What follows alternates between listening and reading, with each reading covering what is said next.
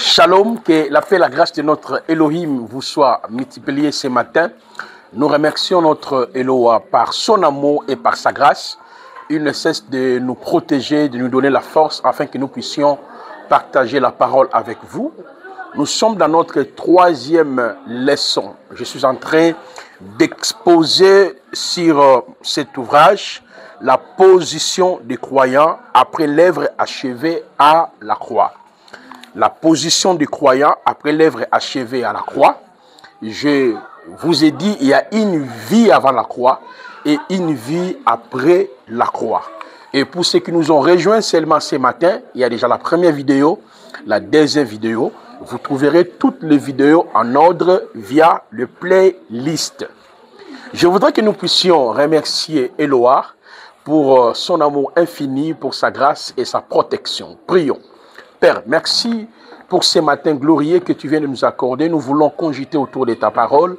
Éclaire-nous, Saint-Esprit, guéris et restaure la vie de ton peuple. À ton nom glorieux, notre Adonai Yahushua Hamashiach. Amen. Voilà. Alors, je vous ai dit que cet ouvrage n'a que 2 chapitres. Dans le premier chapitre, la nouvelle position et identité des croyants après l'œuvre achevée de Yahushua à la croix. Et le deuxième chapitre, les autels et les liens familiaux face à l'autel de Golgotha.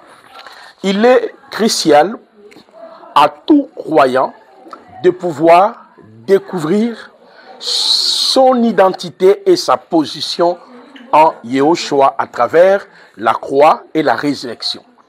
C'est pour cela, mes chers frères et sœurs, je vous invite déjà de télécharger cet ouvrage via notre site internet gratuitement www.institutbibliquedekinshasa.org.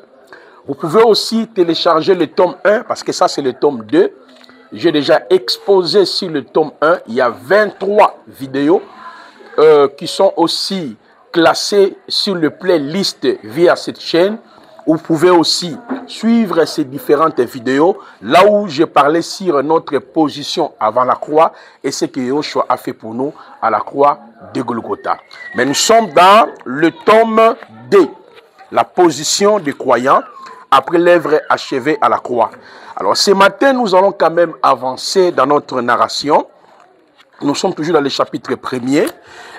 Dans la première leçon, dans la deuxième leçon, j'avais introduit. Mais dans la troisième leçon, nous allons essayer quand même d'avancer dans notre exposé. Prenez aussi le temps de lire le livre. Vous allez découvrir votre identité, votre position en Christ. L'ignorance de ton identité, l'ignorance de ce que Christ a fait pour toi à la croix de Golgotha, donne l'accès à l'ennemi de pouvoir régenter sa domination, son autorité, son emprise dans votre vie. C'est pour cela je nous ai dit en réalité, ça c'est la croix, il y a la vie avant la croix et il y a une vie après la croix. Alors, ce que nous sommes en train de parler, c'est notre vie après l'œuvre achevée. Cela veut dire, par la croix, par la résurrection, comme je vous ai expliqué, nous avons obtenir, tout croyant, nous avons obtenir une position et une identité. C'est très important. Une position et une identité que nous avons obtenue grâce à la croix et la résurrection. Parce que la croix est la puissance de Elohim qui nous sauve. Et la résurrection, c'est la puissance d'Elohim qui nous communique la vie divine. J'en ai déjà abordé l'œuvre achevée. Et ce matin, nous allons quand même continuer sur la puissance de la résurrection. Je vous ai dit, par la mort de Yahushua à la croix de Golgotha, nous tous, nous sommes bénéficiaires de 21 acquis. Le 21 acquis que j'ai expliqué par la grâce de Elohim dans le tome 1er, ça c'est la puissance de la croix. nous sommes bénéficiaires de la rédemption, les rachats, la rançon, le pardon, l'imputation, la substitution, la justification, la propitiation, la purification, l'adoption, les baptêmes, la sanctification, la sagesse, la sécurité, la repentance, la conversion, la nouvelle naissance, la glorification, la paix, la réconciliation, ainsi que la vivification. Là, ce sont les bénéfices que nous avons acquis par la puissance de la croix. Parce que la croix, c'est la puissance d'Élohim qui nous sauve.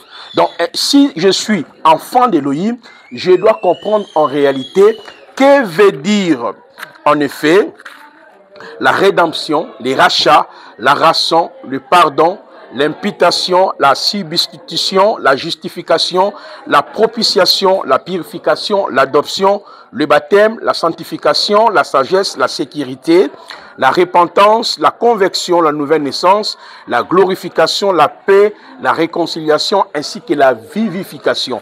Donc vous avez déjà 23 vidéos où j'ai exposé en long et en large sur les acquis de la croix. Ok?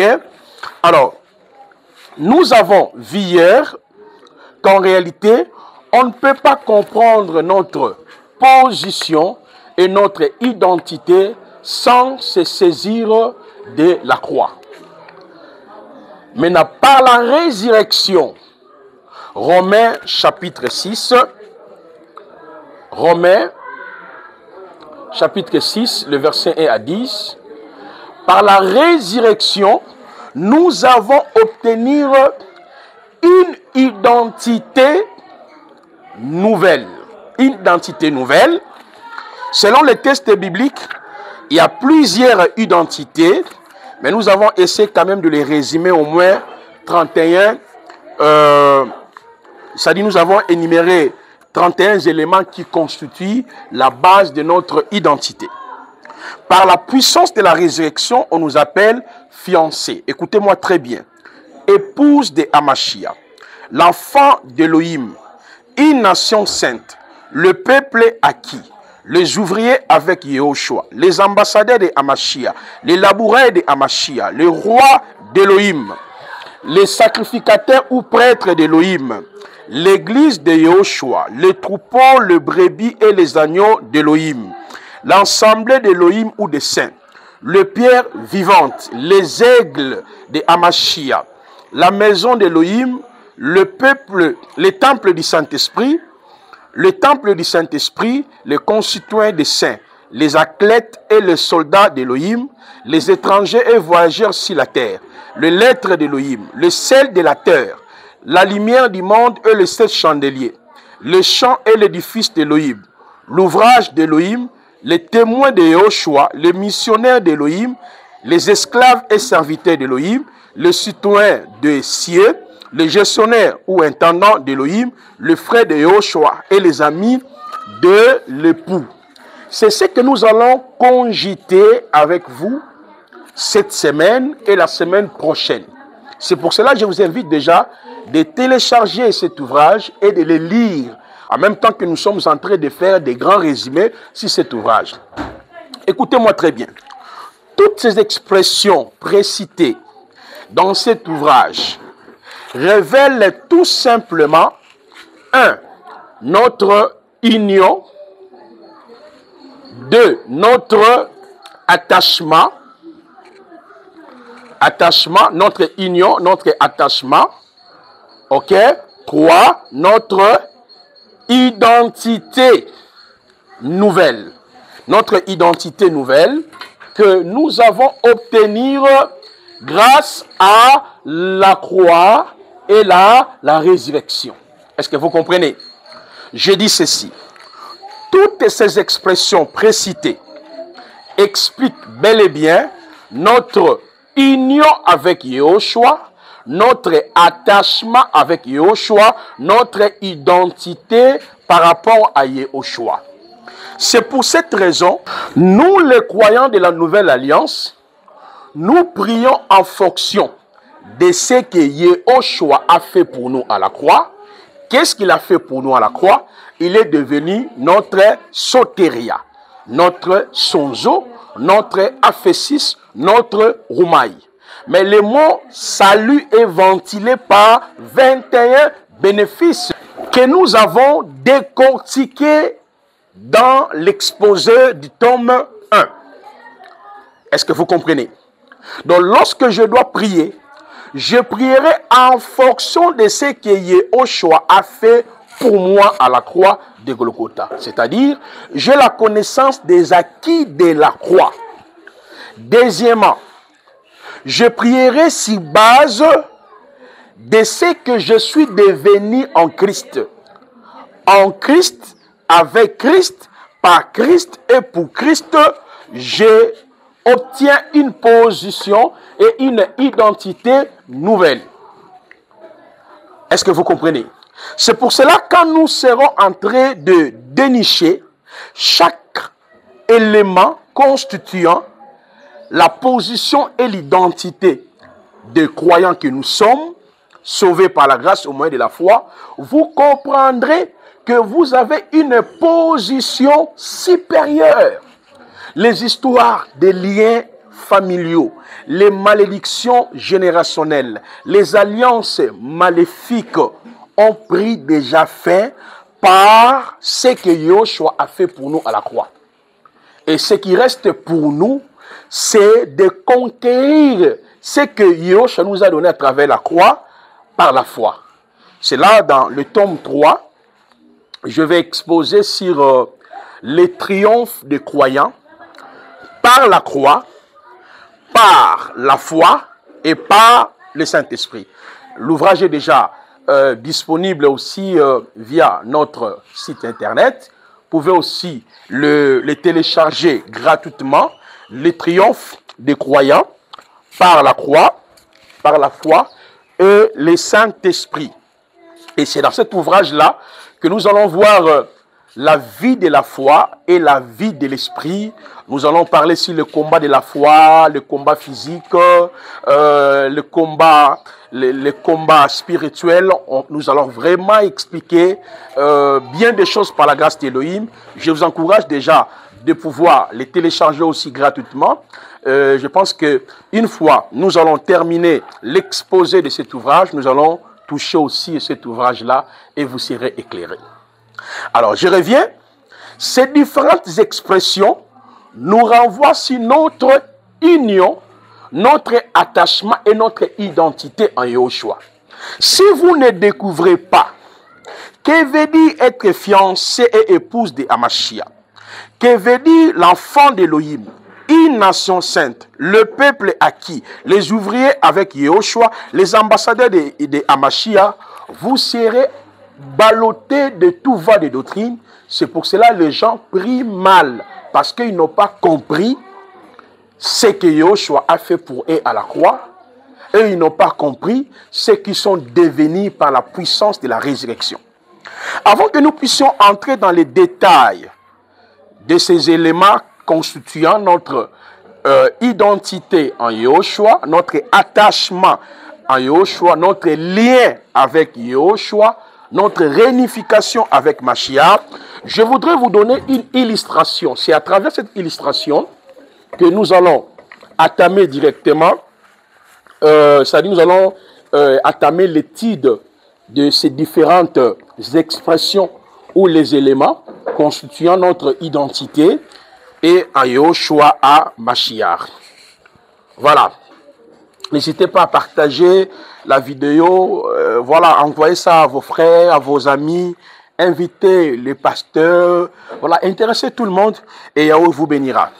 Je vais prendre une illustration de l'Ancien Testament qui expliquait déjà notre position, notre identité à travers la croix et la résurrection.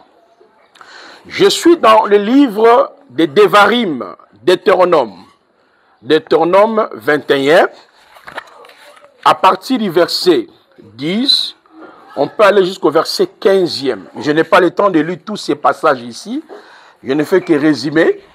Dans Deutéronome chapitre 21, à partir du verset 10e jusqu'au verset 15e, Là, nous sommes dans la loi de Moïse. Je vous ai dit hier, Moïse avait reçu 613 lois. Les 613 lois sont réparties en 3 axes.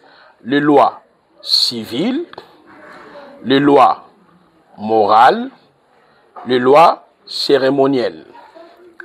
Alors, nous sommes en train d'examiner une loi de la guerre. Dans cette loi, il est écrit, je paraphrase, « Lorsque tu iras en guerre, Yahweh s'adressa au peuple d'Israël par le biais du prophète Moshe en leur disant, « Lorsque vous irez en guerre, parmi les captifs, s'il y a une femme belle de figure, c'est-à-dire après la victoire, qu'est-ce que vous allez faire? » En lisant les textes de Deutéronome chapitre 21, le verset 10 à 15, il y a au moins 12 informations importantes dans ces textes. La première des choses, écoutez-moi très bien parce que je suis en train de vous ramener sur votre position et votre identité. La première des choses, nous avons le Seigneur de guerre. On peut l'appeler aussi le sauveteur, le libérateur, le rédempteur. Parce que la loi démontre clairement quand tu iras en guerre, donc il y a d'abord une bataille qui doit mener.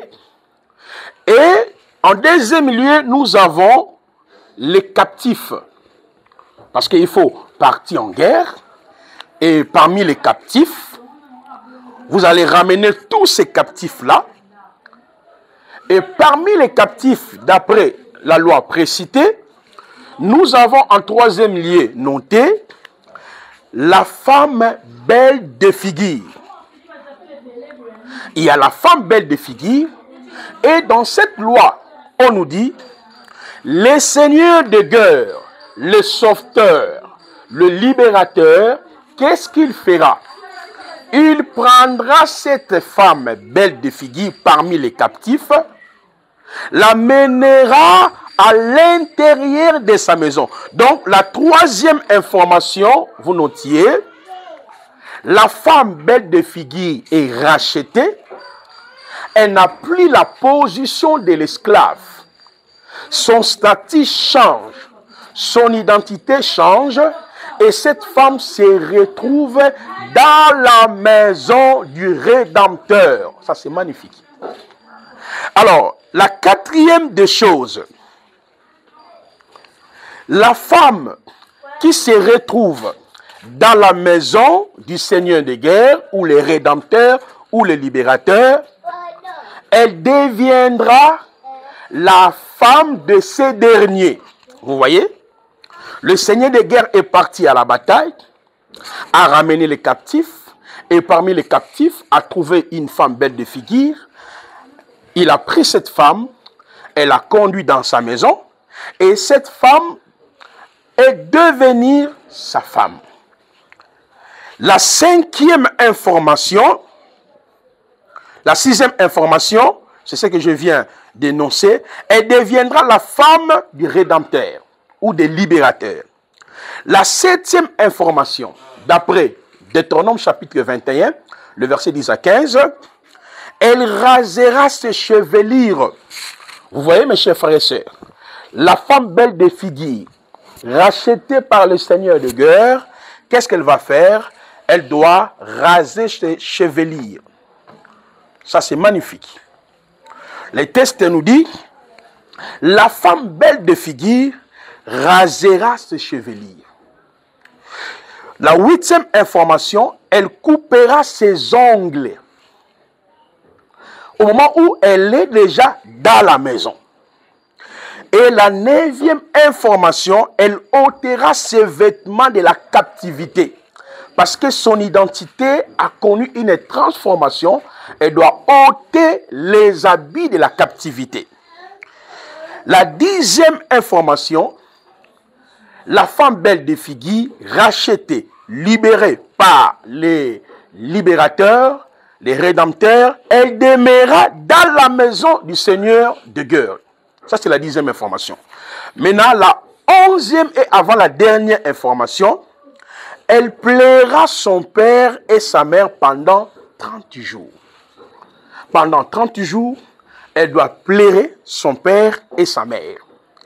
Et la 12e et ainsi que la dernière information, le seigneur de guerre qui a racheté cette femme belle de figure, il viendra pour prendre cette femme en mariage après avoir accompli les éléments précités.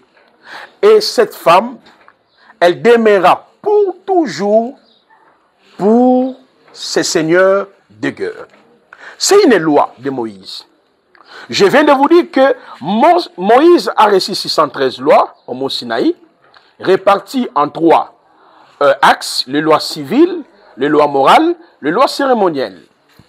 Yehoshua HaMashiach, quand il est venu sur la terre, il a dit dans le livre de Luc chapitre 24, versets 44 à 46, Jean chapitre 5, le verset 36 jusqu'au verset 48, même quand vous lisez dans Hébreux chapitre 10, le verset 1 jusqu'au verset 10e, je prends par exemple Luc chapitre 24, le verset 44 à 46, Yehoshua dit, dans la loi, dans le psaume, dans le prophète, il est question de moi.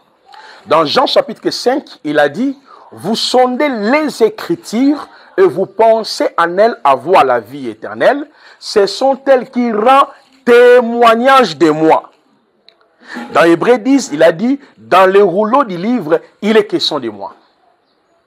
Hélas, cette loi annonçait déjà le travail que Yehoshua allait accomplir à la croix de Golgotha et la puissance de la résurrection et notre union, notre attachement, notre position, notre identité en lui. Vous voyez? Pourquoi? Il a dit, dans la loi, dans le psaume, dans le prophète, il est question de moi. Donc quand on lit l'Ancien Testament, on voit Yehoshua dans le psaume. On voit Yehoshua dans la loi. On voit Yehoshua dans le prophète. Donc l'Ancien Testament, c'est le miroir qui nous conduit vers Yehoshua HaMashiach. L'Ancien Testament, c'est le miroir qui nous fait comprendre le but pour lequel Yehoshua était venu sur la terre. Pour le mieux le comprendre, il faut lire la loi, le psaume et le prophète. Le seigneur de guerre dont il est question, qui est parti en bataille, est sorti victorieux, c'est la préfiguration de Yehoshua HaMashiach. À la croix de Golgotha, c'est là où Christ a livré la bataille. Lisez Colossiens chapitre 2, le verset 12 jusqu'au verset 13, 14, qui nous dit, il s'est livré publiquement en un spectacle, en parlant bien sûr de la croix. Donc, à la croix de Golgotha, il a dépouillé les dominations, il a dépouillé les autorités, il a dépouillé les principautés. Maintenant, quand Mashiach est parti à la croix de Golgotha, étant le seigneur de guerre, étant le libérateur, étant le sauveteur, il a aussi pris les captifs, comme les textes bibliques le précisent, mes chers frères et sœurs. Nous sommes dans les textes de Éphésiens. Quand on prend Éphésiens 4, le verset 6 jusqu'au verset 8e, vous le lisez religieusement, vous comprendrez qu'en réalité, la parole nous dit, celui qui était monté, c'est le même qui est descendu, il a mené les captifs. Qui sont ces captifs? Ces captifs présentent tous les élits de l'Ancien Testament et tous ceux qui ont été sauvés à travers l'œuvre achevée. Parce que dans les textes de 1 Pierre, chapitre 3, le verset 17 jusqu'au verset 19e, confronté cela aussi à 1 Pierre, chapitre 4, le verset 6 à 8, on nous montre explicitement, il a mené les captifs. Vous voyez ça? Mais parmi les captifs, il y a une femme belle de figure.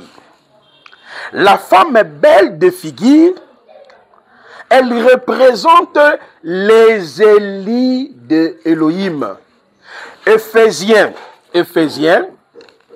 lorsqu'on lit dans les textes aux Éphésiens, Éphésiens chapitre 5, dans Éphésiens chapitre 5, le verset 23 à 26, l'apôtre Paul parle, il a pris une image claire par rapport à la vie sociétale. Il a pris l'image de l'homme et de la femme, ainsi qu'il va considérer la femme étant l'image de l'épouse du Seigneur. Et quand vous lisez le verset 23, le verset 24, le verset 25, le verset 26, donc Yoshua, celui qui est en train de nous sanctifier, de nous purifier, de nous laver, c'est ça en fait la beauté selon Mashiach. Une vie sans le péché adamique, sans ces péchés ici, une vie sans le péché, une vie sans Satan et démons, une vie sans tradition. Alors, la femme belle de figure, elle est déjà dans la maison.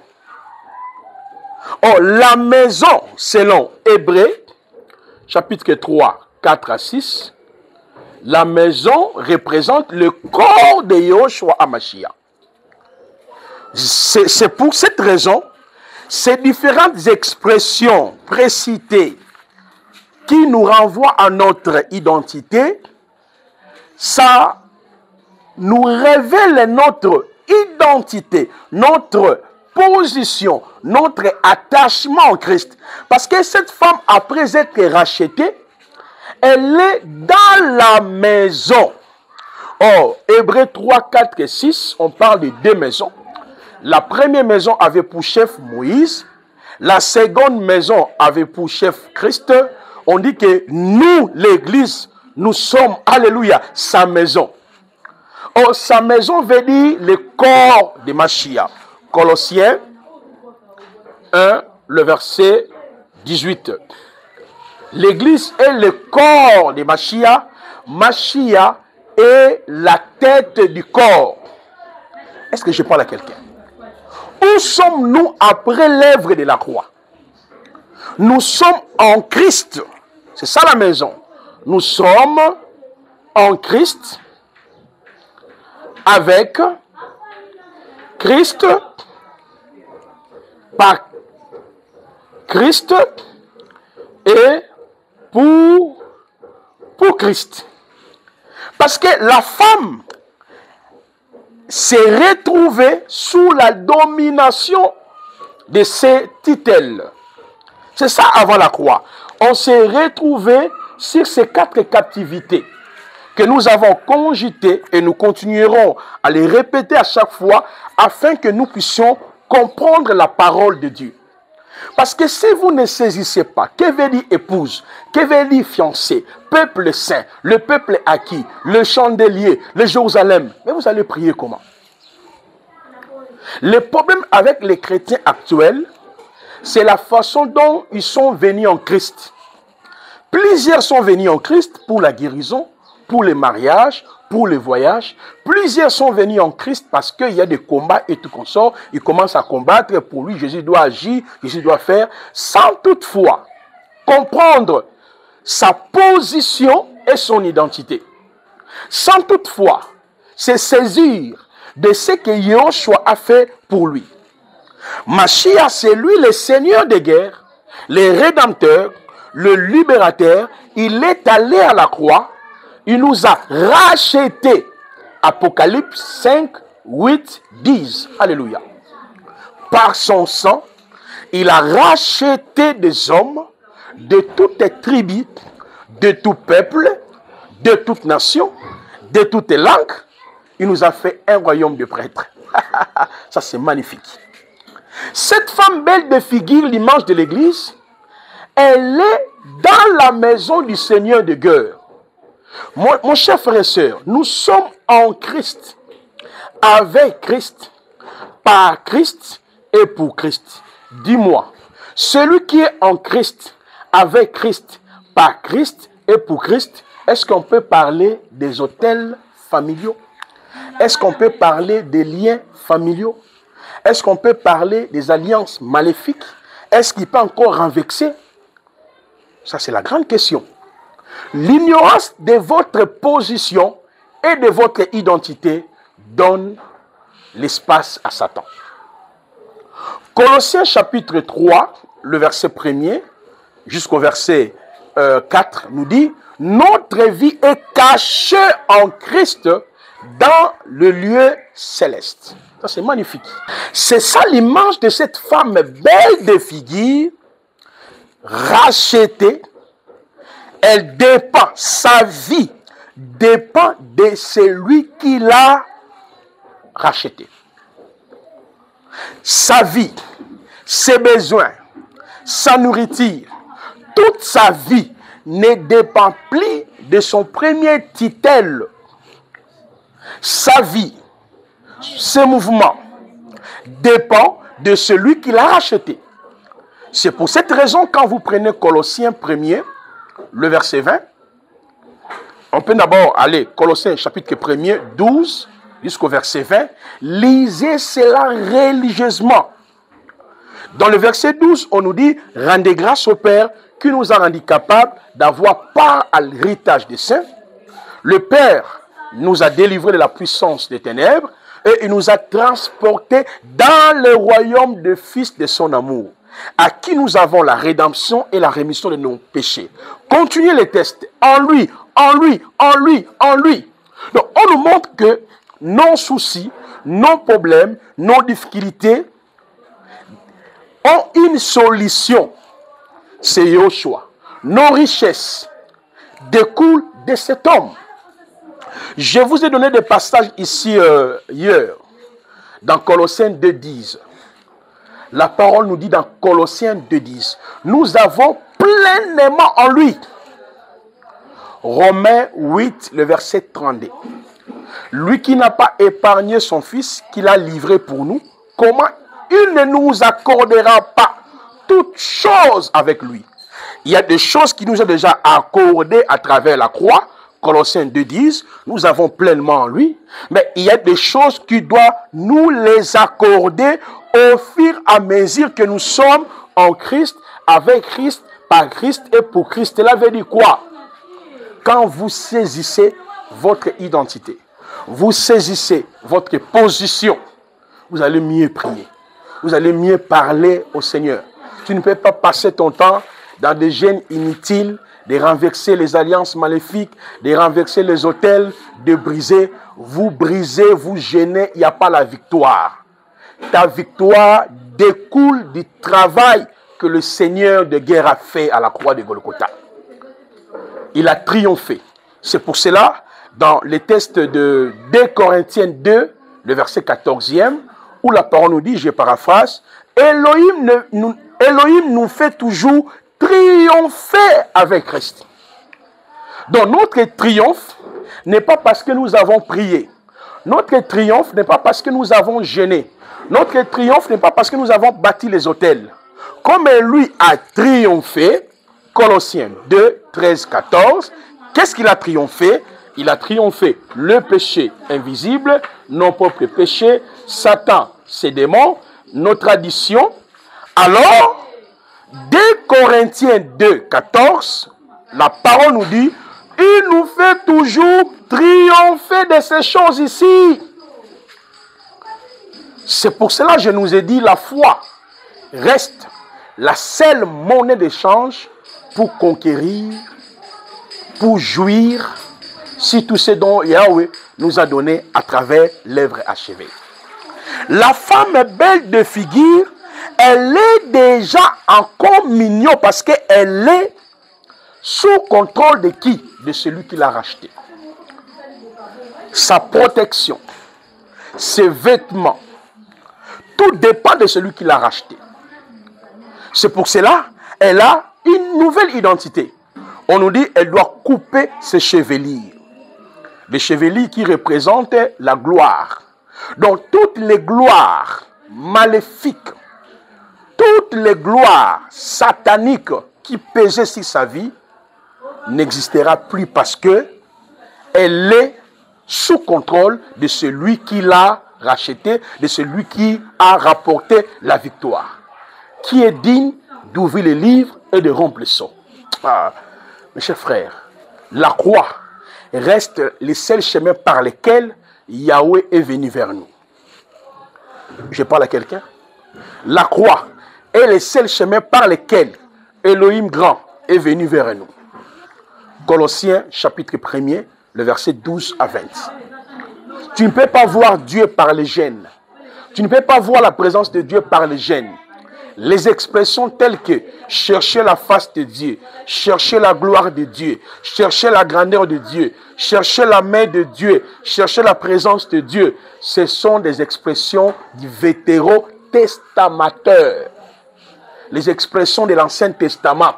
Nous sommes dans la dispensation où je suis déjà avec les rédempteurs pour lui, en lui, à jamais. Celui qui devient la source de ma bénédiction, la source de ma guérison.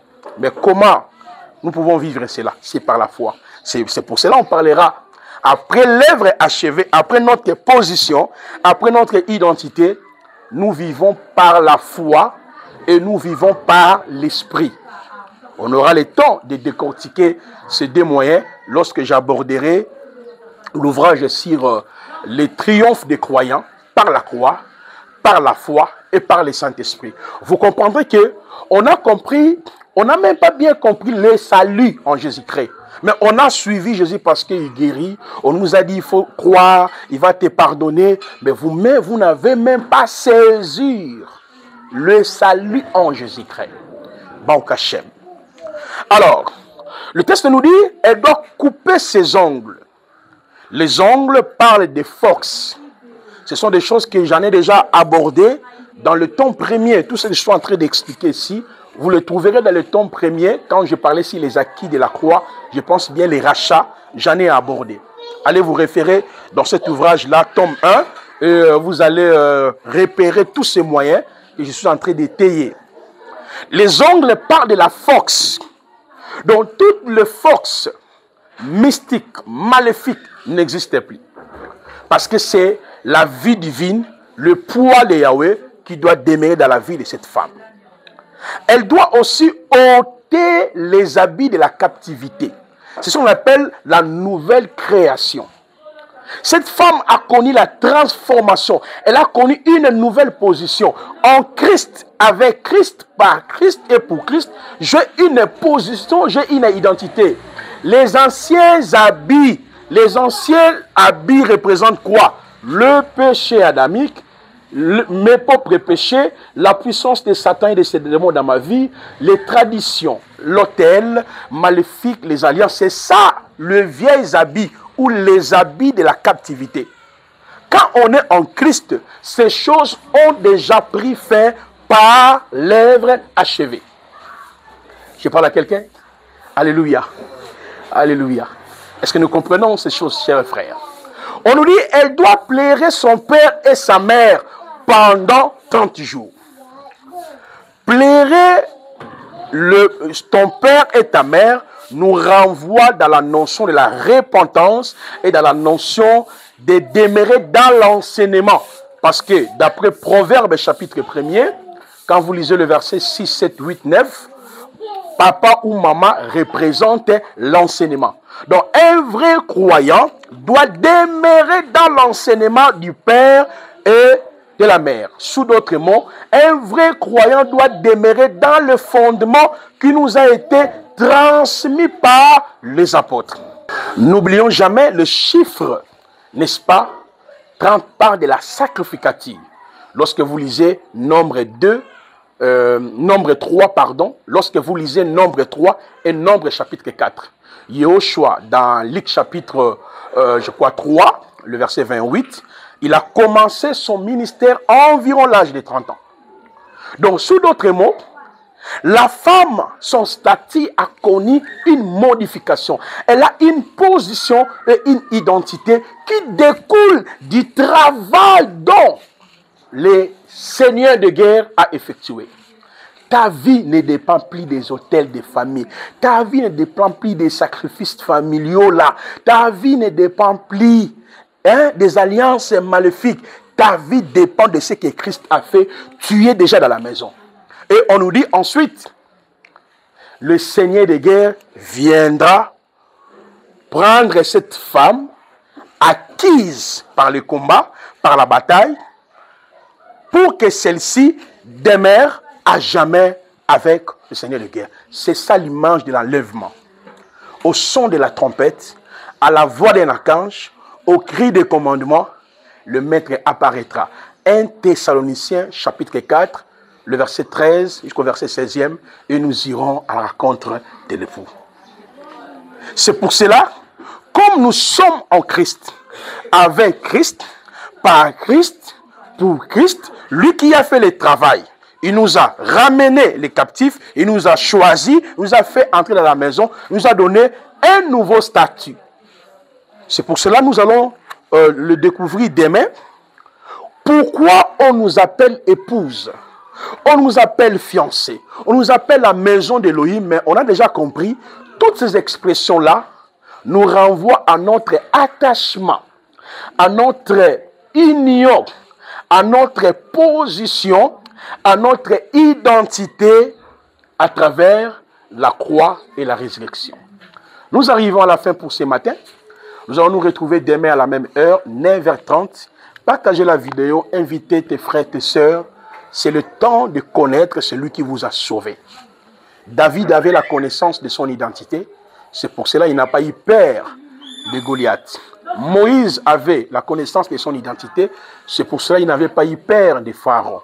Israël connaissait bel et bien son identité. Voilà pourquoi devant ses antagonistes, le peuple avançait. Frères et sœurs, si vous ne connaissez pas ce que Yahushua a fait pour vous à la croix, ce que vous êtes devenu, tu continueras à gêner, à prier, Seigneur, tu es où? Il s'en fout de ça parce que tu es encore ignorant, ignorante. Galates chapitre 4, le verset 1 à 6, la parole nous dit, ainsi longtemps que l'héritier est encore enfant, il ne se diffère en rien à un esclave, quoi qu'il soit maître de tout. Nous sommes déjà des maîtres de tout. Pourquoi? Dieu nous a tout accordé en Yahushua et il continue à nous accorder toujours avec Mashiach. C'est à nous de découvrir comment le Seigneur a placé cette glorieuse richesse à travers l'œuvre achevée et l'œuvre de la croix, la vie de la foi et la vie de l'esprit. Alors, c'était bien moi, votre frère Marcel Sebolan Placide. Je tiens aussi à vous annoncer notre ouvrage est déjà en cours. Si tout va bien, à la fin du mois d'août, cet ouvrage sera disponible. Nous allons aussi les distribuer gratuitement. On fera aussi des émissions parce qu'il y a une grande activité qu'ils sont en train de préparer le 26, le 27, le 28 ici à Kinshasa. C'est là où nous allons distribuer cet ouvrage pour ceux qui sont en Europe. Voilà, on verra comment nous allons vous faire parvenir cet ouvrage. Nous profitons aussi pour vous dire, c'est le moment de pouvoir aussi nous soutenir pour que nous puissions dupliquer cet ouvrage et le partager gratuitement. Alors, ceux qui veulent aussi nous rejoindre dans l'Institut biblique de Kinshasa, IBK, la nouvelle session commencera à la fin du mois d'août. Pour l'instant, nous sommes en train seulement d'accepter les étudiants. Vous payez les frais d'inscription et vous serez acceptés dans l'Institut biblique de Kinshasa. Après la prière, vous allez suivre les spots. Prions. Père, merci pour ces matins glorieux que tu nous avais accordés. Et Père, nous sommes en train de découvrir calmement notre identité, notre position. C'est toi, le Seigneur de guerre, tu nous as rachetés. Nos vies, nos soucis, tout dépend de toi. Père, aide-nous à saisir et à comprendre notre position, notre identité en toi. Manifeste ta gloire infinie à ton nom glorieux, notre Adonai Yahushua. Amen. Bon Kachem. Je vous annonce la nouvelle session de formation biblique en théologie systématique débutera au mois d'août, précisément à la fin du mois. Alors la porte, elle est ouverte pour tout le monde. Notre Institut biblique de Kinshasa, IBK, a prévu pour les pasteurs, les serviteurs, les servantes de Dieu, les bishops, pour tout le monde, une formation biblique en distance pour une durée d'1 année. Et la formation passe toujours en distance. Nous avons 3 modules. Il y a les cours doctrinaux, les cours prophétiques et les cours typologiques. Parmi les cours doctrinaux, nous avons Yehoshua Hamashiachologie. Qui est réellement Yehoshua? Est-il Elohim du Vétéo-testamentaire? Les 7 paroles prononcées avant, pendant, après, les 3 ailes des ténèbres à la croix par Yehoshua, les changements du sacerdoce lévitique et l'appel au ministère de la parole selon Ephésiens 4 et 11, le lieu du sacerdoce lévitique, type de Yehoshua et son église, les tabernacles, la sotériologie, le mystère du torrent du sanctuaire et la grande vérité sur les salis, l'initiation à la langue hébraïque, comment lire et comprendre la grammaire biblique, l'aperçu panoramique de la Bible, comment interpréter la Bible du Tanakh à la Nouvelle Alliance, la pneumatologie, qui est le Saint-Esprit et comment opérer dans les dons spirituels, l'angéologie biblique, la doctrine des anges du Tanakh à la Nouvelle Alliance, l'histoire de l'Église, la préparation de l'épouse, Église, le mystère caché et révélé.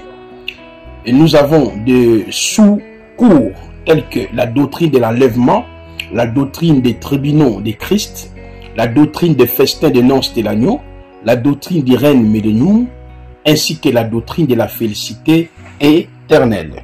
À part ces cours doctrinaux, nous avons aussi le cours prophétique. L'interprétation du livre d'Apocalypse, du chapitre 1 au chapitre 22, les 7 sceaux, les 7 trompettes, les 7 coupes de la colère de Yahvé, les 70 ans de captivité d'Israël en Babylone, la prophétie sur les 70 semaines vues par Daniel, la distance d'un jet de pierre et les cailloux blancs, la marque de la bête et le 666, l'Israël et les nations dans le perspective prophétique, l'histoire d'Israël dans le passé, présent et futur, l'histoire des nations dans le passé, présent et futur. Ce sont les cours prophétiques que nous avons prévus dans l'Institut biblique de Kinshasa, l'IBK. À part ces cours prophétiques, nous avons aussi les cours typologiques. Les 7 fêtes de Yahweh, plusieurs fêtes dans une seule fête et les autres fêtes. Les 12 fils d'Israël sur la poitrine du souverain sacrificateur. La création en 7 jours, lire et comprendre la pensée de Dieu. Le mystère des chiffres dans la Bible. L'interprétation du livre des cantiques de Salomon. L'interprétation de toutes les paraboles, les 47 paraboles prononcées par Yehoshua. L'étude de quelques personnages bibliques. Je tiens à vous dire, en ce qui concerne l'étude de quelques personnages bibliques, nous avons plusieurs cours à l'intérieur. Et vous allez le découvrir tout au long de l'enseignement dans l'Institut biblique de Kinshasa. Inscrivez-vous via notre site internet www.institutbibliquedekinshasa.org. Et la procédure, elle est simple. Entrez dans le site, prenez votre inscription, remplissez toutes les conditions qu'on vous demande. Une fois que vous avez fini de remplir toutes les conditions requises, l'un des administrateurs entrera en contact avec vous. Vous allez payer justement le 20 $, les frais d'inscription, et après cela, on va vous intégrer dans notre groupe de l'Institut biblique de Kinshasa. C'est là où nous envoyons les différents cours. Alors, la procédure est simple. Comme nous avons plusieurs cours, le cours doctrinaux, prophétique, ainsi que le cours typologique, nous exposons, vous allez suivre la formation en distance. Par exemple, lorsque j'aborde le cours sur la sotériologie, après avoir suivi les différentes vidéos de ce cours, il y aura un temps où le professeur sera en live avec vous à travers notre groupe de l'Institut biblique de Kinshasa. C'est là où nous envoyons les liens. Vous pouvez vous connecter pour pouvoir poser toutes les questions qui sont relatives au cours que vous venez d'apprendre. Alors, la durée de la formation est pour 1 année. Vous allez payer par mois 20 $. Donc, comme nous avons 12 mois, et chaque mois, vous payerez $20. $20, $20, à part le frais de l'inscription, $20 que vous allez payer auprès des administrateurs. À la fin de cette formation, vous serez sanctionné par un diplôme en maîtrise en théologie systématique. Le temps est arrivé, hâtez-vous, inscrivez-vous, prenez part à l'Institut biblique de Kinshasa, IBK. Hâtez-vous, la porte elle est ouverte pour tout le monde. Nous allons terminer les inscriptions avec les étudiants au mois de septembre. À la fin du mois d'août, on commence déjà la nouvelle session. Donc, une fois que vous respectez toutes ces procédures que nous venons d'énumérer, et c'est en ce moment-là, vous serez accepté dans notre Institut biblique de Kinshasa. Baruch Hashem, que la grâce et la paix de notre Elohim vous soient multipliées.